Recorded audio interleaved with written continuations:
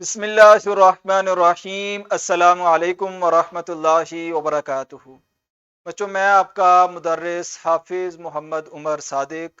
हम जमात हश्तम के सबक का आगाज़ करने जा रहे हैं और इसमें तसलसल का काम यकीनन आप कमरा जमात में इससे पहले कर चुके हैं। तो हम सबक की तरफ चलते हैं। सबक का नाम है सबक नंबर 3.1, जो दावत दीन में अफरात तफरीद से में बचाओ। इससे मुतालिक हम ये एक टॉपिक पढ़ने जा रहे हैं आज के लेक्चर में। उसके एसएलओ क्या है? हिकमत व तदब्बर की अहमियत समझते हुए दावत तबलीग में इफरात व तफरीद से बच सकें। यानी फोकस करने का जो हिस्सा है एसएलओ में वो ये है। सूरत नहल की आयत नंबर 125 के तनाजुर में दावत व तबलीग की हिकमत जान कर इसे अमली जिंदगी में अपना सकें। तो हमने 125 आयत नंबर की रोशनी में दावत व तबलीग के उसूल जानने हैं। तो गोया कि आज के लेक्चर में हम दो चीजें जिस पर हम फोकस करेंगे, जो आपके सामने मैंने सर्कल में हाईलाइट कर दी हैं। तो दावत दीन में हिकमत व तदब्बर, इफरात व तफरीद से बचाओ और हमारी जिम्मेदारी। इफरात तफरीद किसे कहते हैं, आगे चलकर इसे समझते हैं। सबसे पहले हिकमत क्या है? दानिशमंदी और दुरुस्त फैसला करना, यह जानना कि कब कहां क्या बात किसके सामने क्यों करनी है, यह पता होना चाहिए। तदब्बर किसे कहते हैं? उस मामले की गहरी समझ रखना, समझ बूझ और किसी बात के नताइज पर गौर व फिक्र करना, यह तदब्बर है। उसके बाद कुरान का क्या ऐलान है? कुरान मजीद में हिकमत को खैर कसीर कहा गया, यानी बहुत बड़ी भलाई कहा गया। और नबूवत का फरीजा भी ये है कि रसूलुल्लाह सल्लल्लाहु अलैहि वसल्लम के फराइद नबूवत में से एक इंतहाई अहम फरीजा क्या है कि आपने हिकमत की तालीम देनी है। उसके बाद रसूलुल्लाह सल्लल्लाहु अलैहि वसल्लम पर अल्लाह ताला ने जब नबूवत का फरीजा फर्ज किया, और फिर आयत नंबर 125, ये जो है 125 जो कि हमने दूसरे एसएलओ में पढ़ा कि इसमें हम हिकमत के उसूल पढ़ेंगे। अल्लाह ताला ने वो कौन से उसूल फर्ज किए नबी सल्लल्लाहु अलैहि वसल्लम पे और कौन से उसूल सिखाए? उसमें से पहला उसूल ये है, यानी हिकमत के साथ बुलाना। आपने मुशरिकीन को दावत देनी है या मुनाफिकीन को, फर्क नहीं पड़ता, बस आपने अपने उसूलों को पूरा करना है। उसमें से पहला उसूल हिकमत, जिसके बारे में हमने पढ़ लिया।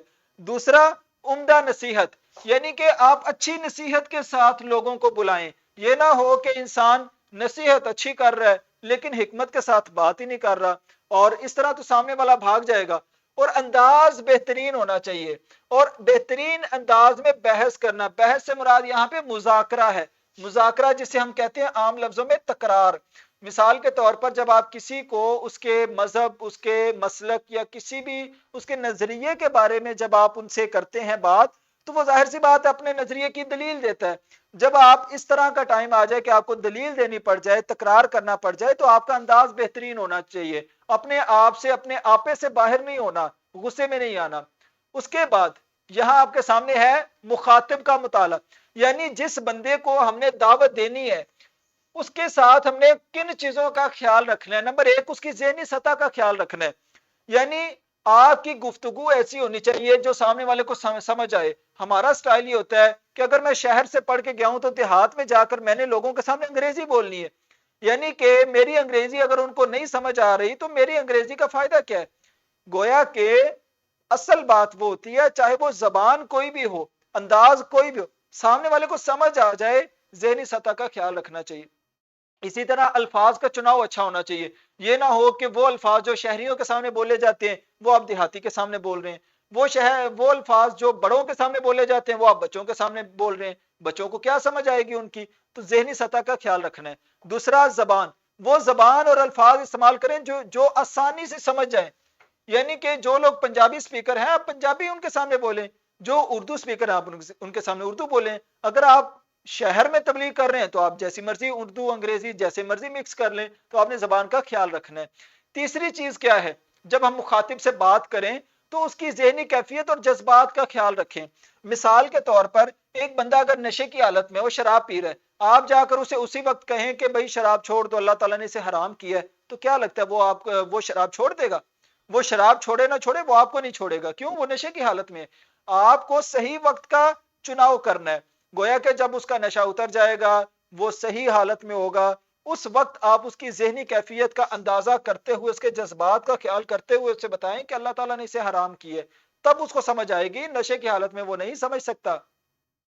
उसके बाद माहौल, गिरदो पेश के हालात और मजलिस देखकर बात करें। मिसाल के तौर पर एक बच्चे ने गलती की और खानदान का कोई बड़ा सबके सामने उसकी बेइज्जती कर रहा है कि तुमने ये क्यों किया, ये बर्तन क्यों तोड़ दिया। क्या लगता है वो उसकी बात समझेगा या उस पर अमल करेगा? कभी ऐसा नहीं हो सकता। हाँ, उसके दिल में उल्टा उसके लिए नफरत आ जाएगी। तो गोया के किसी बच्चे को समझाना है, किसी आम इंसान को समझाना है, किसी दूसरे को समझाना है, तो आपने हालात और मजलिस का ख्याल रखना है कि दूसरों के सामने उसकी इज्जत मजरू ना हो।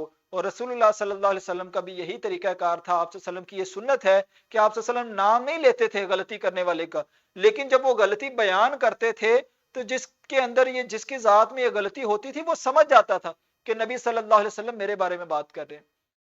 उसके बाद हमें दावत में किन चीजों का मजीद ख्याल रखना है, हमारा मकसद क्या है, और उस मकसद के तहत हमारी नीयत खालिस है या नहीं है।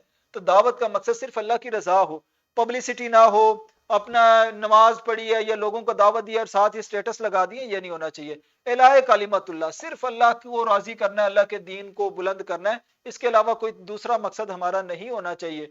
और उसके बाद उसलूब की तब्दीली, यानी कि हमारा तरीकाकार, समझाने का अंदाज भी मुख्तलिफ होना चाहिए। और उसके बाद एक ही तबके को टारगेट नहीं करना चाहिए। उनको भी जब वो देखें कि यार ये बार बार हमें समझाने आ जाता है, तो गोया कि वो लोग भी तंग हो जाते हैं कि एक ही तबके को अगर बार बार समझाया जाए। एक दफा आप बच्चों को समझाएं, एक दफा आप बड़ों को समझाएं, एक दफा आप बुजुर्गों को समझाएं, एक दफा आप औरतों को समझाएं, एक दफा, इस तरह आप अपने तबके को तब्दील करें, क्योंकि हर बात हर तबके में नहीं की जा सकती। जो चीजें, जो मसाइल आपने बड़ों को समझाने हैं, वो आप बच्चों की मौजूदगी में उनको नहीं समझा सकते।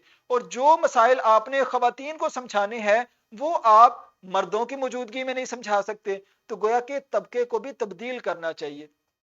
तो ये दावत के उसूल हैं। उसके बाद यहां पे हम वो बात करेंगे जो कि हमने एसएलओ में पढ़ा था, इफरात व तफरीत। जब हमने दावत देनी है तो इफरात व तफरीत नहीं करना। इफरात क्या होता है? सबसे पहले तो इफरात होता है हद से बढ़ जाना, यानी सख्ती करना। एक बंदा अगर अपने मसलक पे है, अपने फिरके, अपने मजहब पे है या अपने नजरिए पे है, वो उससे इतना प्यार करता है कि वो उसकी बुराइयां भी अच्छाइयां समझता है। और तफरीत क्या होता है कि सामने वाला, यानी कमी करना, सुस्ती दिखाना या दावत की जिम्मेदारी ही छोड़ देना। कि मिसाल के तौर पर एक सियासी पार्टी है ए बी, अब बी के जो फॉलोअर्स हैं वो ए को इतना बुरा दिखाते हैं, इतना बुरा दिखाते हैं कि उसकी अच्छाइयां भी भूल जाते हैं। और जो ए है ये हद से इतना तजावुज करते हैं कि बी की जितनी बुराइयां वो इतनी हाईलाइट करते हैं कि वो क्या करते हैं कि उसकी अच्छाइयों को ही नजरअंदाज कर देते हैं। तो गोया कि हमें हद से बढ़ना नहीं चाहिए, कि किसी की अच्छाइयों को नजरअंदाज नहीं करना चाहिए। तो इफरात का मतलब होता है हद से तजावुज कर जाना। और तफरीत क्या होता है कि सुस्ती करना, कमी करना। अब इसकी आम मिसाल आपको एक और देता हूं समझाने के लिए। एक बंदा वो कहता है मैं रोजे रखता हूं, ठीक है, तो वो पूरा साल ही रोजे रखता है, ये इफरात कर रहा है, वो अपने ऊपर जुल्म कर रहा है कि अल्लाह ने उससे पूरे साल के रोजे मांगे ही नहीं।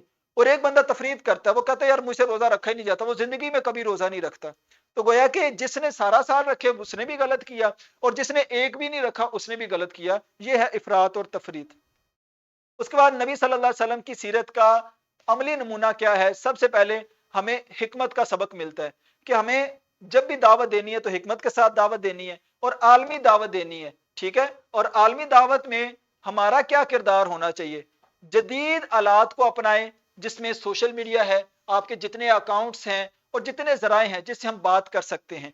और हमारी मुसलमान होने की हैसियत से हमारी जिम्मेदारी क्या है कि हम ये पैगाम दूसरों तक पहुंचाएं। और सबसे पहले अपनी जात से शुरू करें, फिर अपने घर से करें, फिर अपनी कौम से करें, और फिर बैनुल अक़वामी सतह पर। ये दावत का बेहतरीन उसूल है कि अपनी जात को, अपने घर को संवारा जाए, फिर अपनी कौम को, और उसके बाद अपने नेशनल यानी बैनुल अक़वामी तौर पर आपने इंटरनेशनली उस दावत को फैलाना है। तो बच्चों ये था वो सबक جو کہ ہم نے پی پی ٹیز کی لیکچرز کے تصاویر کی مدد سے سمجھ لیا، ٹھیک ہے۔ تو یہ جو کتاب کا اقتباس آپ کے سامنے موجود ہے، کمرہ جماعت میں آپ نے اس کی ریڈنگ بھی کرنی ہے، اور اس میں اگر کوئی کمی ہے تو وہ آپ نے استاد سے مزید اس کو سمجھنا ہے، جس چیز کی آپ کو نہیں سمجھ لگی۔ اس کے بعد یہ آپ کے سامنے تدریسی جانچ ہے جس کو کمرہ جماعت میں مکمل کرنا آپ کے لیے لازمی ہے، اور اس کے بعد نکھار کا کام ہے جو کہ آپ کتاب تمرین و جائزہ میں مکمل کریں گے گھر جا کر۔